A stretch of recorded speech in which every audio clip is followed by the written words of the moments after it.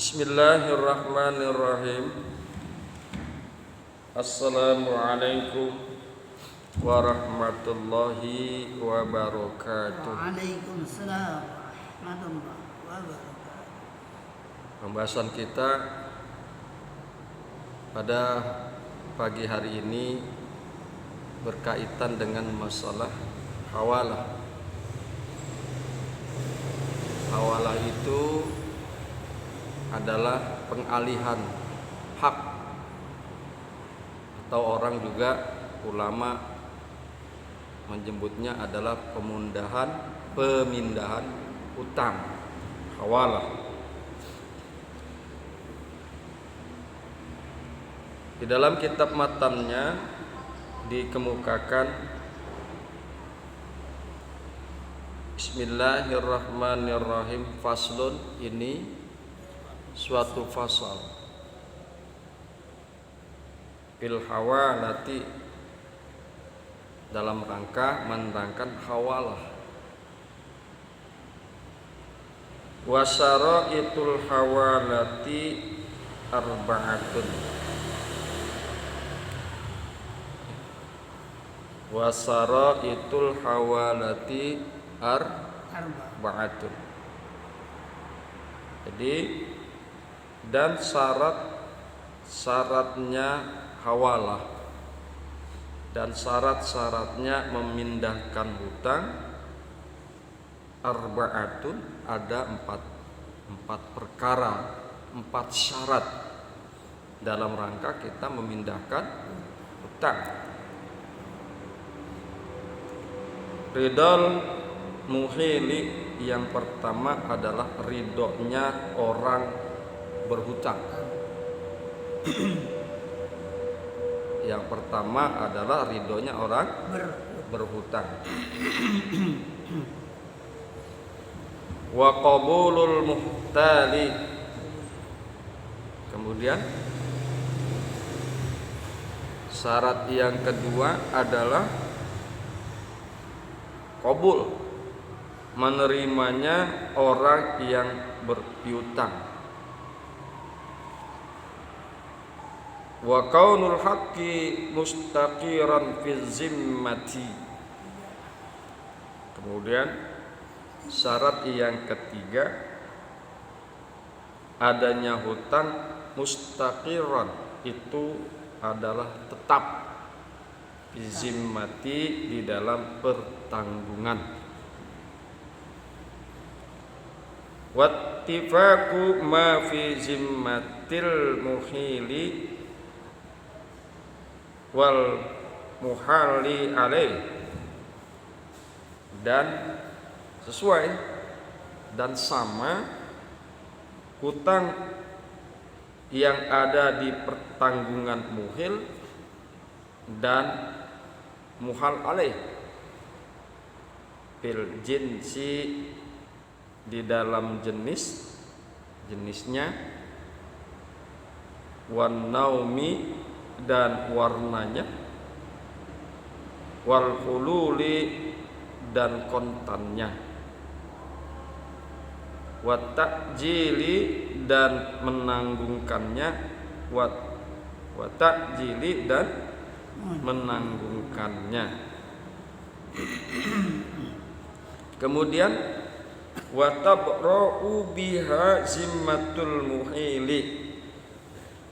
Wa tabra'u biha zimmatul muhili, dan menjadi bebas dengan sebab hawalah. Dengan sebab hawalah itu pertanggungan orang yang memindahkan hutang. Jadi setelah adanya hawalah, setelah jatuh akad hawalah, maka sang muhil itu terbebas dari masalah hutang. Hadirin yang berbahagia, hamba-hamba Allah yang mudah-mudahan selalu dirahmati oleh Allah Subhanahu wa ta'ala. Jadi ini memang di dalam syariat Islam itu diperbolehkan, ya, diperbolehkan. Ya. Saya ngutang sama Pak D. Saya ngutang sama Pak D. Kemudian saya berpiutang dengan Bang J.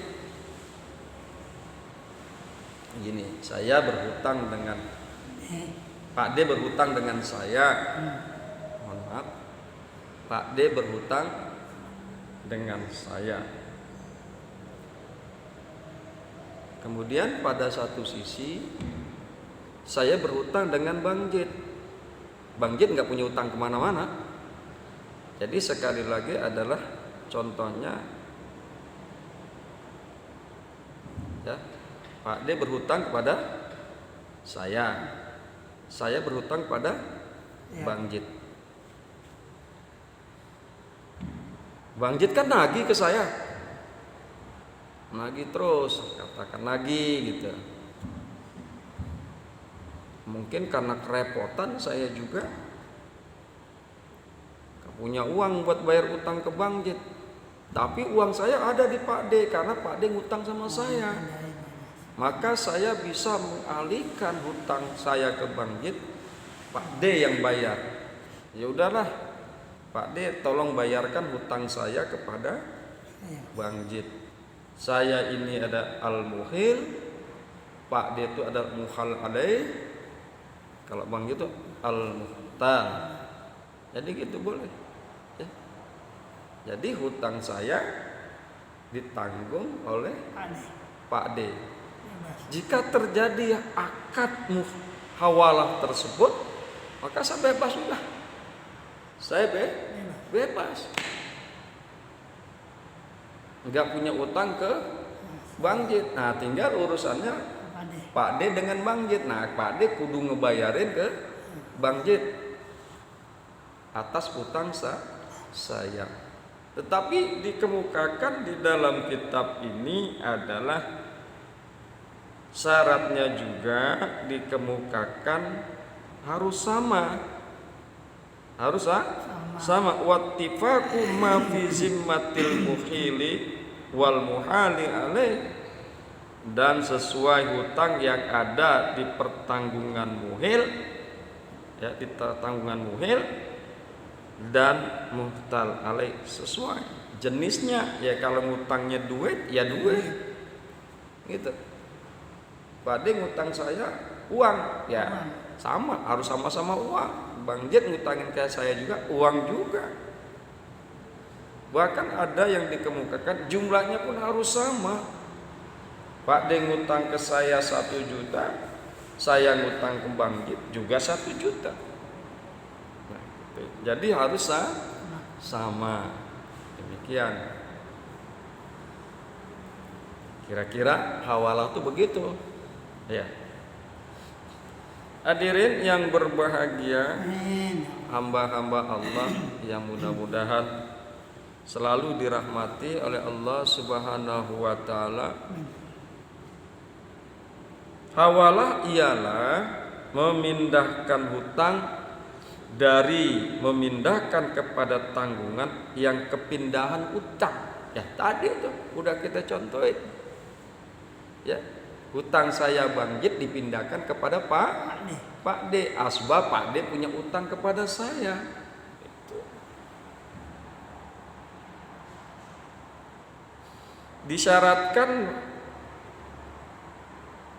Disyaratkannya hawalah ini berdasar hadis yang diriwayatkan dari Abu Hurairah radhiyallahu anhu, bahwasanya Nabi sallallahu alaihi wasallam bersabda, matlul ghaniyyi zulmun, penundaan membayar hutang dari orang yang mampu adalah aniaya.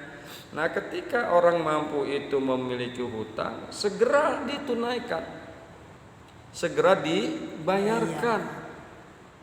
Karena apa? Karena Kanjeng Nabi kemukakan di dalam hadisnya, matlul ghaniyyi zulmun, penundaan membayar hutang dari orang yang mampu adalah aniaya. Beda dengan orang yang tidak mampu. Beda dengan orang yang tidak mampu. Gimana orang dia kagak punya duit? Begitu. Bukanlah kagak pengen bayar, emang kagak punya duit. Mau bayar utang karena dia kagak mampu. Yang zalim adalah seseorang yang mampu, mempunyai uang tapi pembayarannya ditunda-tunda. Zulmun, maka yang demikian itu adalah zalim. Fa idza utbi'a ahadukum ala mali'in falyattabi' wa fi riwayatin wa idza uhila ahadukum ala mali'in falyahtal. Sambungan hadis yang tadi itu ya. Maka apabila salah seorang di antara kamu memindahkan hutangnya kepada orang yang mampu membayar, turutilah. Ya udah. Kalau ada orang yang mau ngebayarin, dia mampu, nggak apa-apa. Ya. Nggak apa-apa, udah terima aja. Habis dia juga nggak mampu, mau bayar juga susah. Ada orang mampu, orang kaya, dermawan pula. Orang kaya dermawan pula. Ya udah deh, utangnya sebulan aneh yang bayarin. Nah, nggak apa-apa. Ini juga kejadian pernah terjadi pada zaman Kanjeng Nabi Muhammad sallallahu alaihi wasallam.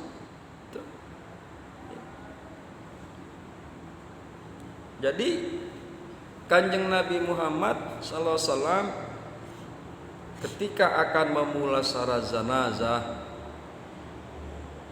memandikan mayat, ditanyakan masalah si mayat tersebut berkaitan dengan hakul adam, masalah utang piutang. Apakah si fulan ini memiliki hutang? Naam, ya punya. Enggak jadi. Kanjeng Nabi Muhammad enggak jadi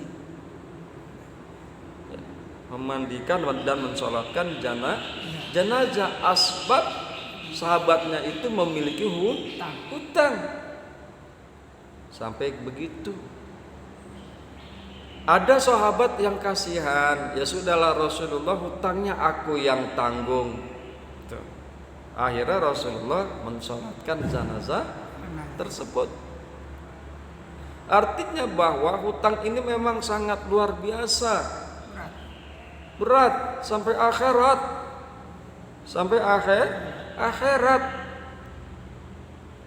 Makanya kalau kita mensolatkan jenazah, sesudah sholat kita pasti ngomong. Ya, salah satu yang kita bicarakan adalah masalah hutang piutang. Jadi kalau ada memang yang belum diberesin, yang belum ditunaikan masalah hutang piutang, maka bagi orang yang berpiutang terhadap jenazah, silakan menghubungi kepada keluarganya, menghubungi kepada ahli warisnya, karena berat masalah utang piutang tersebut sampai akhirat. Makanya oleh karena itu ada sahabat yang akhirnya membayarkan utang zanazah orang tersebut. Ya sudah Rasulullah, biar aku yang bayarkan. Jadi kalau tadi kita contohkan antara utang dengan utang, antara Pak D utang sama saya ngutang sama Bang Jid. Jadi utang saya ditanggung oleh Pak D karena Pak D ngutang sama saya. Tetapi di sini diberikan satu ketentuan di dalam hadis, fa iza utbi'a ahadukum ala mali'in falyattabi'. Maka apabila salah seorang di antara kamu memindahkan hutangnya kepada orang yang mampu membayar, turutilah. Artinya tidak ada utang piutang antara orang yang mampu dengan orang berhutang tersebut. Jadi boleh Apabila ada orang yang mampu membayar, mau ngebayarin utangnya, boleh. Nggak apa-apa. Silakan saja. Alhamdulillah ada yang mau bayarin utang kita. Ya Pak deh. Ada yang mau bayarin utang kita, alhamdulillah. Turutin tuh, ikutin silakan.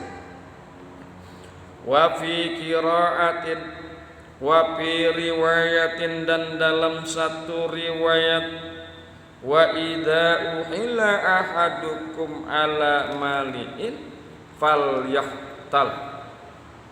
Dalam satu riwayat bunyinya begitu.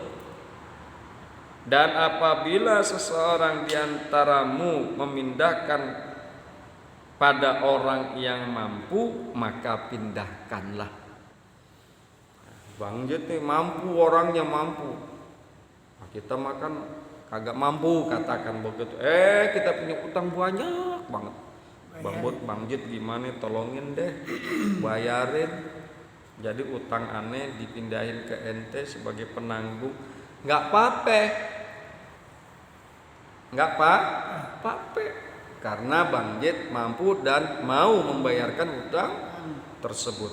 Makanya dikemukakan di dalam hadis, wa idza uhila ahadukum ala mali'in falyahtal. Tuh, begitu hadisnya. Dan apabila seseorang di antaramu memindahkan pada orang yang mampu, maka pindahkanlah. Hadis riwayat Ahmad. Hadirin yang berbahagia, hamba-hamba Allah yang mudah-mudahan selalu dirahmati oleh Allah Subhanahu wa taala. Makanya ada ulama ya yang mengemukakan kalau bisa mah kita jangan punya utang. Kalau bisa kita jangan punya utang. Karena utang itu resikonya berat. Udah tahu pendapatannya 1.000, pengeluarannya 1.500. 500-nya dari mana? Ngutang mah. Ya. Jangan sampai kalau bisa mah kita nggak usah punya utang, ribet urusannya ribet, bukan hanya di dunia aja, sampai akhirat. Sekecil apapun kita punya utang yang belum ditunaikan, yang belum dilunasi, maka itu harus dipertanggungjawabkan oleh orang yang berhutang. Kemudian ada satu yang menyatakan bahwa suka ada kan orang yang ngemplang utang. Suka ada orang yang mengemplang utang, kagak mau bayar. Nah, dia itu sama juga dikategorikan sebagai pencuri. Hadirin yang berbahagia, hamba-hamba Allah yang mudah-mudahan selalu dirahmati oleh Allah Subhanahu wa taala, itulah utang. Kemudian apabila sudah terjadi akad pemindahan utang, akad hawalah, wa tabra'u biha zimmatul mahili, maka menjadi bebas dengan hawalah itu pertanggungan orang yang memindahkan utang. Bebas deh, bebas. Tadi orang kaya udah sanggup ngebayarin utang kita kepada orang yang berpiutang kepada kita. Nah, kita udah bebas. Kita udah bebas. Atau tadi contoh yang pertama, Pak D punya utang kepada saya udah punya utang kepada Bang Jit, maka terjadinya hawalah, yang membayar adalah Pak D ke Bang Jit atas utang saya, maka saya bebas. Hadirin yang berbahagia, hamba-hamba Allah yang mudah-mudahan selalu dirahmati oleh Allah Subhanahu wa taala. Itulah sekelumit tentang masalah hawalah. Insya Allah masalah hawalah atau pemindahan utang ini penjelasannya akan kita bahas besok hari, jika kita diberikan umur yang panjang, sehat badan dan sehat rohani. Hadirin yang berbahagia, mudah-mudahan bermanfaat.